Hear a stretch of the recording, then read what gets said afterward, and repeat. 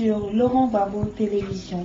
Pour cet entretien, nous sommes en compagnie du professeur Heraldo Vicinguerra, qui est le représentant de la Norman Academy, une institution italienne qui a décerné un prix au président Laurent Gbagbo. Nous sommes également avec Dr Akanda Assi Arthur, chef d'entreprise basé à Lyon. Avec nos deux invités, nous allons parler de ces prix qui honorent le président de la République Laurent Gbagbo, qui honorent les Ivoiriens et qui honorent la Côte d'Ivoire.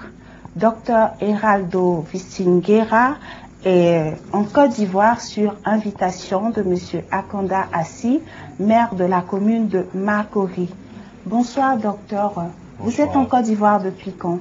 Oui, ça fait 2 jours qu'on est arrivé et je suis venu pour la Norman Academy, que c'était une institution qui fait partie de l'État de la Floride dans les États-Unis, qui donne tous les années des prix à personnalités mondiales qui sont reconnues pour l'économie, pour la recherche, pour la technologie, pour la politique, pour toutes les choses qu'on est du monde vivant. Et maintenant, je suis venu à amener les prix à 3 prix à le président, Son Excellence le président de la République de Côte d'Ivoire, Laurent Gbagbo, que c'est le prix du prince de Monténégro, les prix de la Norman Academy, qui s'appelle Capitolino d'Oro, les prix Comipa. La motivation de ces prix, ils sont que le président, il a travaillé beaucoup pour la paix et pour le soutien de la recherche. Docteur Heraldo, aujourd'hui la Norman Academy que vous représentez a décerné des prix à Laurent Gbagbo. Est-ce qu'on peut dire que Laurent Gbagbo est un homme de science, est un homme reconnu au niveau international aujourd'hui? Oh, oui. Le président, Son Excellence le président de la République de Côte d'Ivoire, il est reconnu parce qu'il a travaillé très bien derrière, mais aussi parce que il a devant 5 années ou des autres plus encore pour faire des projets. Avec tous ces prix que le président Laurent Gbagbo a reçus, la Norman Academy le classe parmi les personnalités les plus importantes au monde. Oui. Est-ce que ça veut dire que la Norman Academy peut favoriser l'investissement des personnes, des scientifiques, des hommes d'affaires qui sont dans le réseau de la Norman Academy ici en Côte d'Ivoire? Oui. Alors, ils l'ont favorisé parce que Norman Academy, il a donné des prix dans les cultures, dans les technologies, dans les sciences de recherche à plusieurs personnes mondiales. Et comme ça, même avec le professeur Desbatiers, avec le soutien de Dr Arthur, qu'il est en France et que j'espère qu'il va venir presque en Italie pour faire des rencontres avec des sociétés pour faire un beau travail aussi dans l'énergie, aussi dans l'informatique, aussi dans l'industrie en général.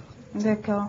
Laurent Gbagbo a été distingué, professeur Diabata a été distingué, docteur Akanda a été distingué. Et c'est ce qui explique qu'aujourd'hui on décide d'installer l'Université de la bonne gouvernance mondiale ici en Côte d'Ivoire. Oui. Ça, c'est installé parce que on doit... j'ai parlé une fois, non, ça fait 3 heures en arrière, j'ai parlé avec monsieur, il dit, il faut faire étudier les étudiants ivoiriens, mais aussi des autres pays, non, qu'ils aiment le travail. On doit travailler lundi, on doit travailler le mardi, on doit travailler le jeudi, vendredi, samedi. Et ensemble, on doit travailler bien.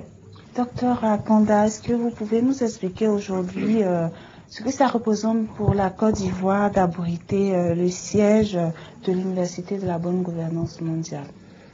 C'est une reconnaissance, une très grande reconnaissance, c'est un honneur qui est fait à la Côte d'Ivoire, non seulement d'abriter le siège de l'Université de la gouvernance mondiale, qui de par son nom même montre l'importance de cette institution, mais également le fait de présider, de diriger cette université-là. Donc la Côte d'Ivoire a été choisie à double titre. Premièrement, pour abriter le siège de l'Université de la gouvernance mondiale, et deuxièmement, pour diriger cette université. Il faut dire que de nombreux pays, africains mais également étrangers, étaient intéressés pour abriter le siège et diriger cette université-là. La Côte d'Ivoire a été choisie, c'est un honneur pour nous, et donc nous devons tout mettre en œuvre pour être à la hauteur de ce choix. Le professeur Diabaté n'est autre qu'un Ivoirien et c'est véritablement un double honneur qu'un Noir, un Africain et surtout un Ivoirien réussissent à donner une réponse là où les Européens ou bien les grands chercheurs n'ont pas su mesurer le rationnel. On a une longueur d'avance. Les pays européens, les pays occidentaux ont bien compris l'importance, dans la vie de tous les jours, de toutes les organisations, l'importance de la variable irrationnelle qu'on ne contrôle pas aujourd'hui. Et donc, ils mettent tout en œuvre pour élaborer des critères de mesure de facteurs aujourd'hui qu'on ne sait pas mesurer. Avec l'indicamétrie, je dirais qu'on a plusieurs années d'avance sur les autres pays. Qu'est-ce que ça vous fait en tant qu'Ivoirien que le président de la République soit reconnu à ce niveau scientifique dans le monde de la recherche, à ce niveau international? Au moins un sentiment de fierté, parce que je pense qu'il aurait fallu être à Rome pour voir à quel point on était heureux qu'une personnalité comme le prince de Serbie-Monténégro remette une distinction aussi honorable au chef de l'État. Quand on sait la situation de notre pays, quand on sait d'où l'on vient et quand on sait ce qu'il a fait lui personnellement pour arriver où on en est aujourd'hui, on était très fiers. Dites-nous justement, qui on retrouve à la Norman Academy? Ce sont des pour mieux apprécier de quoi il s'agit. Ce sont des personnalités de diverses disciplines. Des chercheurs, des hommes de paix, des scientifiques dans tous les domaines qui se distinguent, comme l'a dit le professeur Aldo, dans leurs actions en faveur de la paix, de l'enseignement, de la recherche, de la culture. Donc ce sont des personnalités éminentes qui sont présentes au sein de la Norman Academy. Et la Norman Academy, c'est, comme le disait quelqu'un, c'est l'antichambre du Nobel. Et la Norman Academy recommande des personnalités au prix Nobel. Donc c'est une référence. Et le fait que la Norman Academy ait décerné toutes ces distinctions et reconnu le chef de l'État à travers la Côte d'Ivoire, on peut connaître très fier. Il y a quelque temps, le président Laurent Gbagbo encourageait les Ivoiriens de la diaspora à venir investir en Côte d'Ivoire. Là, on sort de crise. Je crois qu'à partir du 28 novembre, la Côte d'Ivoire va laisser derrière elle la guerre, la rébellion et tout ça. Vous, quelle sera votre part dans la relance économique du pays? Vous êtes chef d'entreprise basé à Lyon. Qu'est-ce que vous envisagez pour la Côte d'Ivoire? Je n'ai pas attendu la fin de la crise pour investir en Côte d'Ivoire. C'est tant mieux. Donc, mon entreprise est présente en Côte d'Ivoire depuis le début des années 2000. Malgré la crise, malgré toutes les difficultés, nous n'avons pas fermé. Nous avons continué à investir, nous avons continué à apporter notre contribution au développement économique de la Côte d'Ivoire. C'est pratiquement la fin de cet entretien. Docteur Héraldo, est-ce que vous avez un message avant qu'on termine cet entretien? Oui, le message, c'est que après l'élection, le 28, je crois, de novembre, il y aura les présidents de la République. Comme ça, toute cette institution internationale, il faut envoyer des sous, mais pas donner les sous comme ça à leur puits. Il donner des sous pour investisseurs et pour faire marcher l'économie des pays qui fait le travail. Merci, docteur Hérad. Et vous, docteur Akonda, est-ce que vous avez un dernier message? Pour moi, je pense qu'il y a comme une coïncidence dans les calendriers. Au moment où on sort de la crise, L'indicamétrie est un outil puissant de développement, vient à la disposition de la Côte d'Ivoire pour nous permettre d'accélérer notre développement, de sortir de la crise dans laquelle on est et surtout d'améliorer le rayonnement de la Côte d'Ivoire dans le monde.